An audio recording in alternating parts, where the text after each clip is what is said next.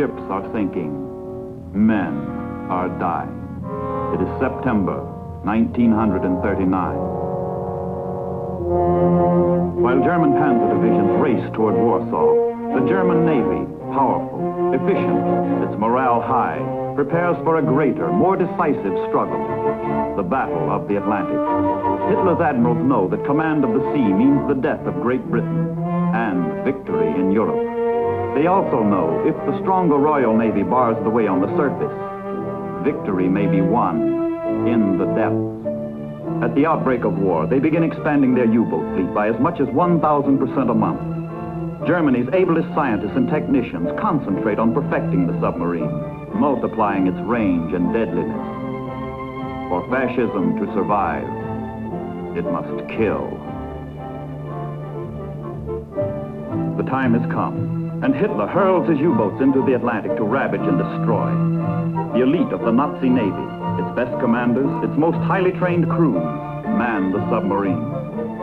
To them falls the crucial mission of isolating Great Britain, of severing the arteries that feed her.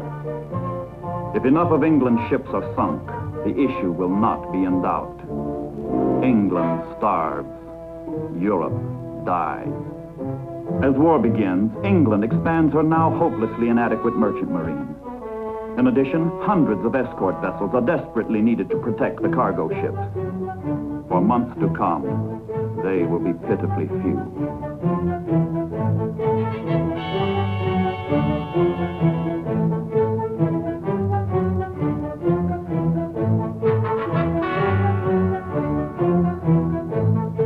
Patiently, doggedly, Englishmen build the ships which make so little showing in the statistics of naval strength, the ships without which England cannot live.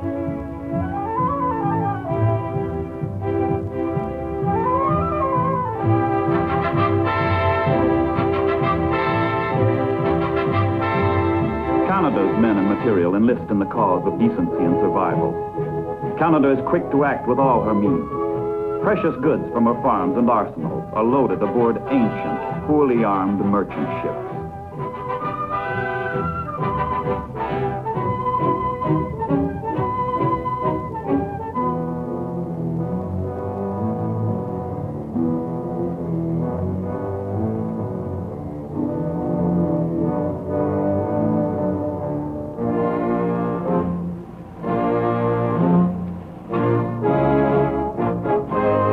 Makeshift convoy set out for the perilous crossing under the patchwork protection of converted yachts, the fishing fleet, and, if they are lucky, a ship or two of the hard-pressed Royal Canadian Navy. The sailors are sustained chiefly by the knowledge that the sea is wide and the U-boats cannot cover every mile of every route. It's a pitiful, feeble way of making war, hoping, pray to dodge the enemy.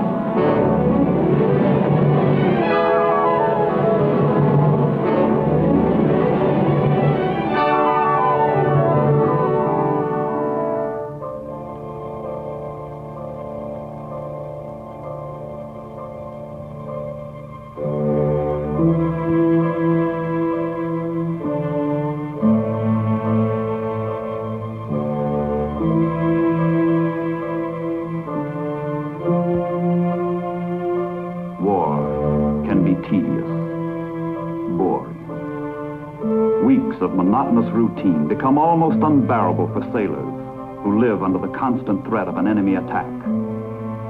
Theirs is a cruel death, should they be torpedoed. The convoy cannot stop. It must go on until it reaches England, or until it's spotted by the Germans, whose submarines are prowling, shadowy, waiting to move in for the slaughter.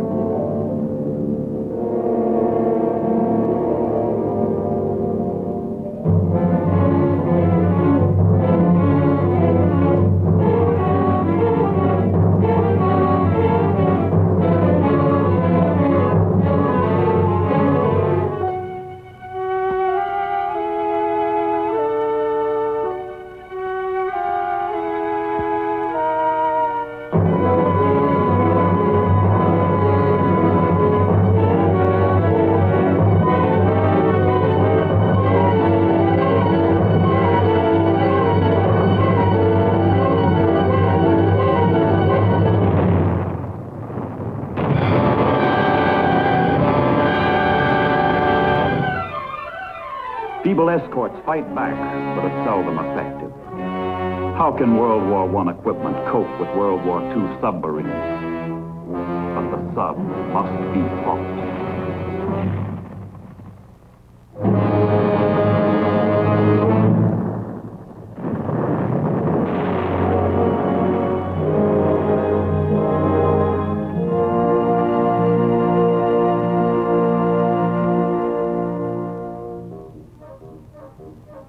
If the war at sea is deadly, the war on land seems phony. The Sitzkrieg is on, fought with propaganda balloons and leaflets, slogans and serenades.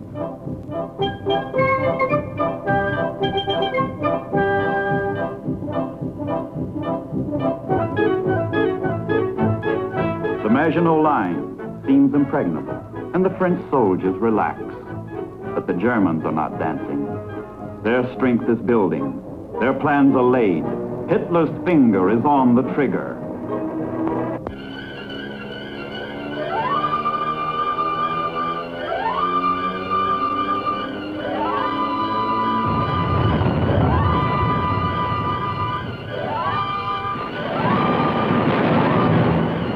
Holland is crushed.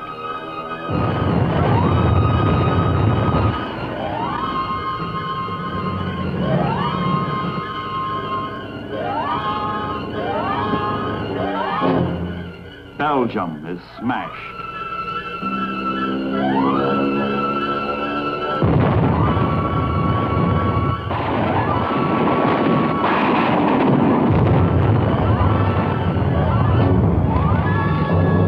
France is broken.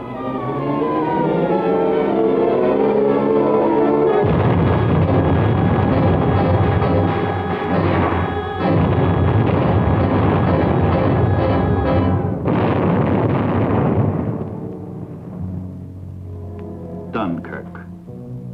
What man can know that this is the prelude to England's finest hour?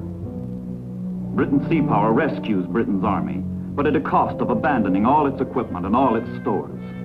The British stand stripped of their armor, their weapons struck from their hands.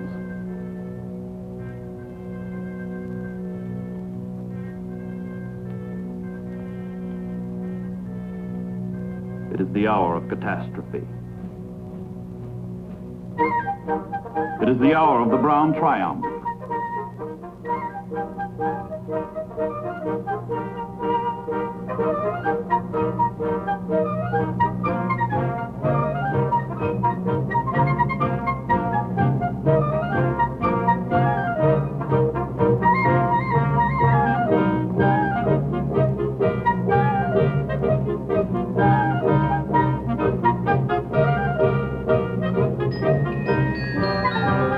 The path of glory leads to the forest of Compiègne.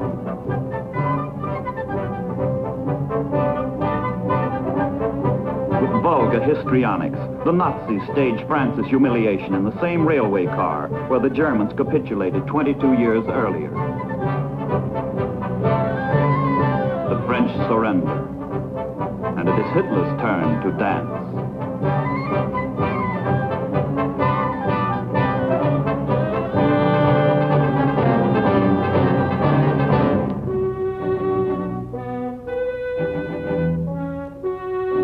Conquest ends at the English Channel, where sea power blocks the way. Yet, with the French ports in German hands, the striking power of the Nazis grows enormously. The enemy moves into powerful new positions that menace England's very shores. Now the submarine bases are a mere night's run from the ship lanes that sustain England's life. Now the U-boats are at England's throat. 6 weeks of blitzkrieg has made them 10 times as dangerous as before. 20 times as potent.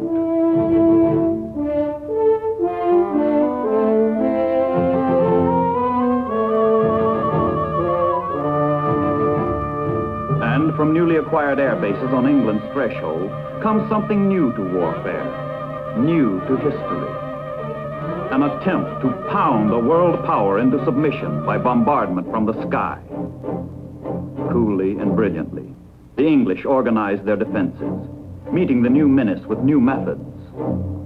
But the Nazi squadrons come over around the clock.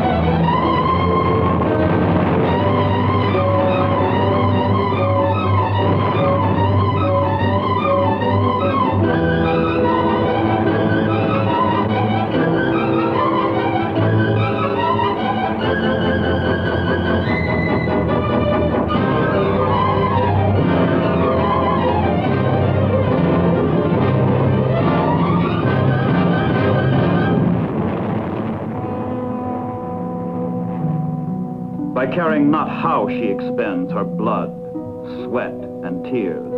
England stands firm. Hitler does not force her to her knees. A democratic people wins the Battle of Britain. But for Britain's leaders, the situation remains desperate. If freedom is to survive in the old world, the new world will have to act. In America, public opinion is slowly, surely forming. The issues are becoming clear. Congress moves boldly to safeguard American security by forthright aid to Great Britain.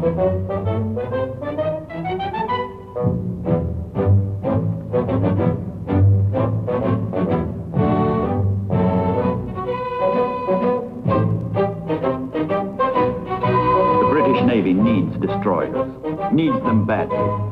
America has many left over from World War I. Stopgap strategy in the Battle of the Atlantic calls for an exchange of destroyers for British bases in the Caribbean and the Atlantic. Step by step, America begins forging her armor. The absolute necessity for naval strength is demonstrated by Britain's plight. America needs not one, but two navies. One to guard the Atlantic, the other to counter aggression in the Pacific. The shipyards begin working treble ships. Merchantmen, warships, auxiliaries begin sliding down the ways in increasing tempo. All-out production becomes the goal throughout the land. The pace of preparedness quickens.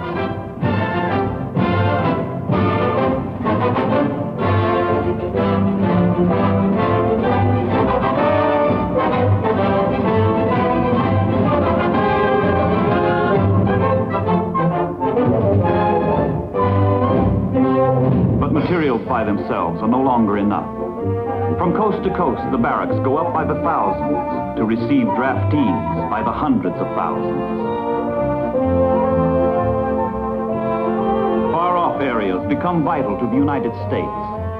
Greenland lies at the crossroads of the North Atlantic.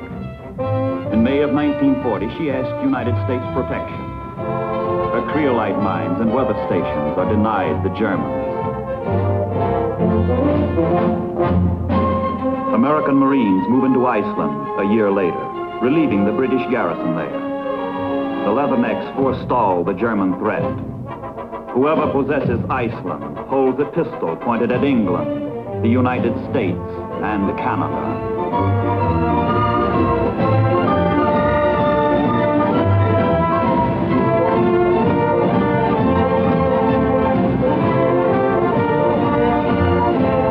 Summer 1941, Churchill and Roosevelt meet off Newfoundland to proclaim the Atlantic Charter.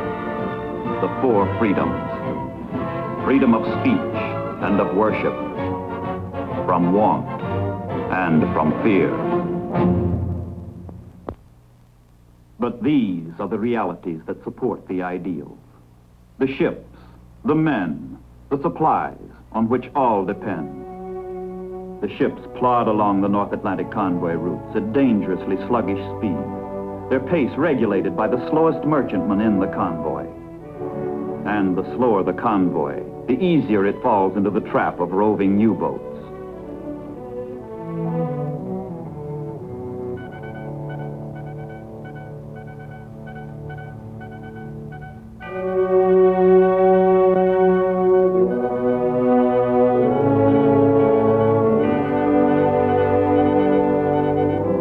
The shortest course to Europe lies across the North Atlantic.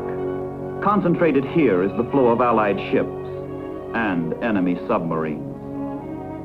While convoys are underway, Royal Canadian Control Centers keep them instructed and informed on the basis of coordinated intelligence.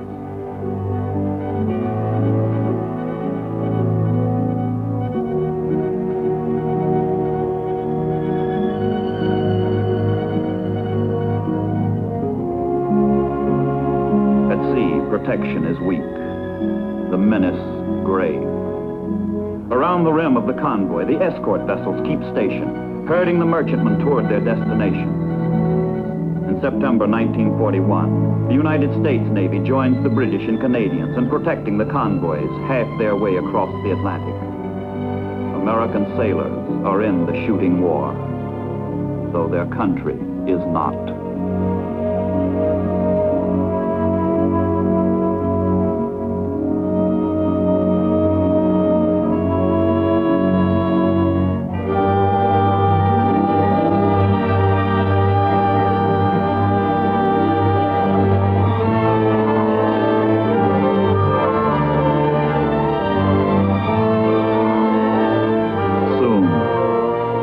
Too soon, a lone U-boat spots the convoy.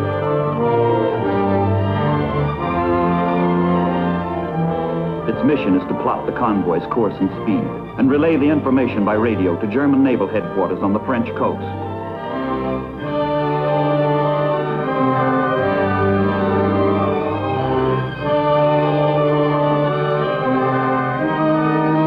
Admiral Dönitz, the genius of German submarine warfare, orders his submarines out for the kill.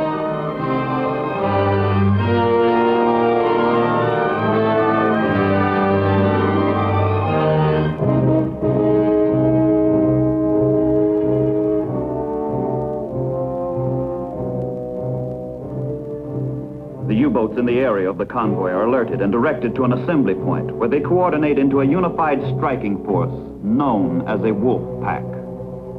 The pack rendezvous for the attack.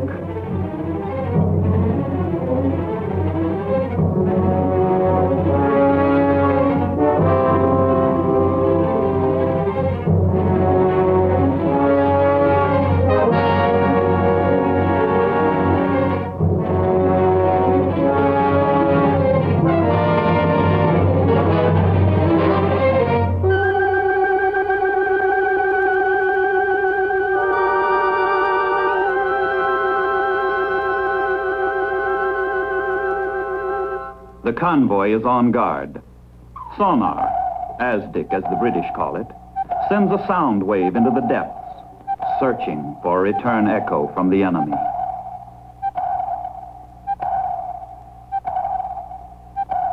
All hands on all ships are alerted in these dangerous waters, where sinkings are routine.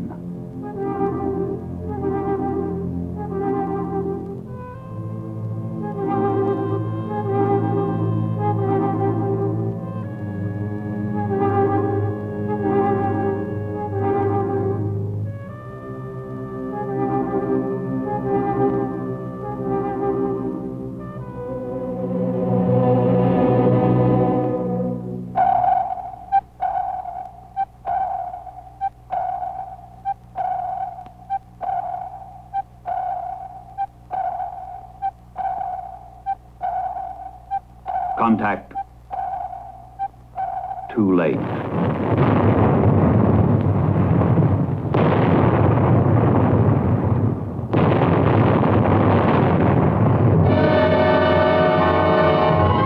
Man your battle stations.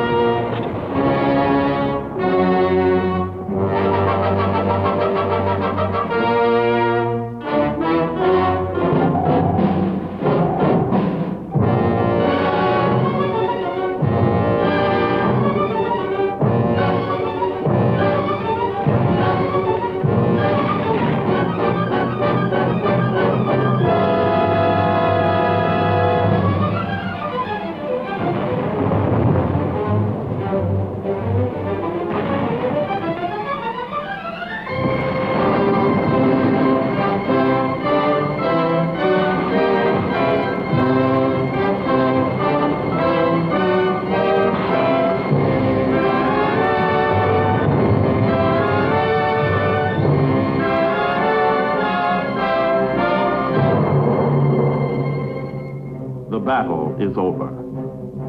Home are the victors, home safely from the sea. They have brought England a little closer to starvation, closer to defeat. Triumph and glory are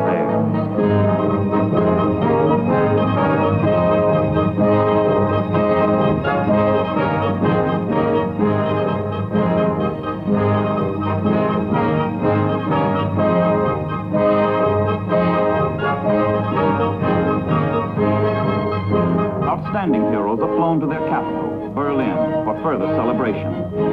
The victories against England prove to the Germans the invincibility of the Third Reich. All Germany rejoices. All Germany honors its undersea sailors.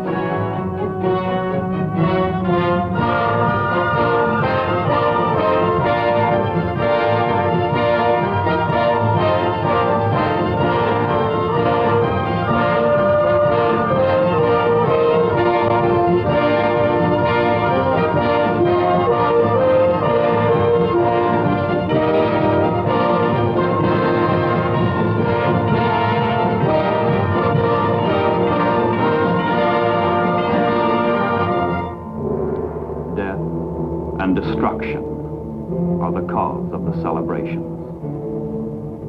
Even before the United States enters the war, the bottom of the Atlantic is a formidable cemetery of Allied ships. But there are no tombstones in the sea, only the drifting remnants of disaster.